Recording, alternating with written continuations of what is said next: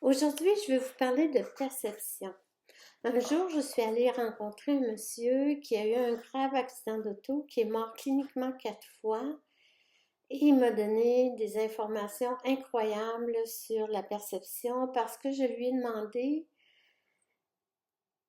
qu'est-ce qu'on comprend quand on est mort. Parce qu'il est mort, ils l'ont réanimé comme ça 4 fois. Et il me dit, la première chose qu'on comprend quand on est mort, c'est que dans la vie, on ne comprend jamais rien. Alors, comment ça, on ne comprend jamais rien?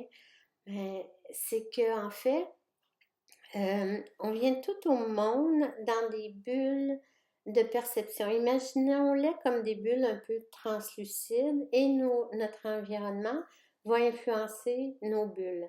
Chaque individu, même des sœurs jumelles, par exemple, dans le même environnement, la même période, vont se laisser influencer de l'intérieur de leur bulle de manière différente et avoir des perceptions complètement différentes de la vie.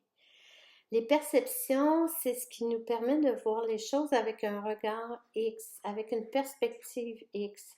Euh, et quand on évolue dans la vie, quand on n'a pas peur d'évoluer, on peut élargir les perceptions pour avoir une meilleure idée, pour évoluer en fait, pour avoir une meilleure idée de qui on est et de ce que c'est la vie.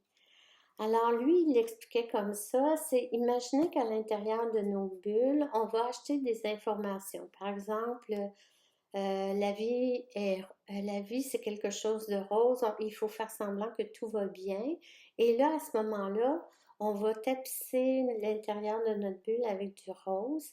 Ou si dans notre environnement, il y a quelqu'un de dépressif qui nous dit euh, tout est gris, on peut faire confiance à personne, tout va finir par mal aller, mais ça se peut qu'on choisisse de tapisser ça à l'intérieur de notre bulle. Et donc, chacun d'entre nous sur la Terre voit la vie de façon différente. Euh, Son exemple était chouette. Il disait souvent, c'est un peu comme dans un boulier de loterie, les boules s'entrechoquent, donc il y a des conflits. De temps en temps, il y a une boule qui sort. Et selon lui, le but de la vie, ce serait de modifier ses perceptions pour arriver à avoir quelque chose de plus net, de plus clair, de plus favorable face à la vie, de ne pas rester dans ses convictions. Donc, nous avons tous des perceptions différentes. Si vous me dites votre perception et je vous dis la mienne, nous élargissons notre spectre de vision par rapport à la vie. Si un individu ne veut pas élargir son spectre, forcément, ses relations vont euh, se ternir et se serrer.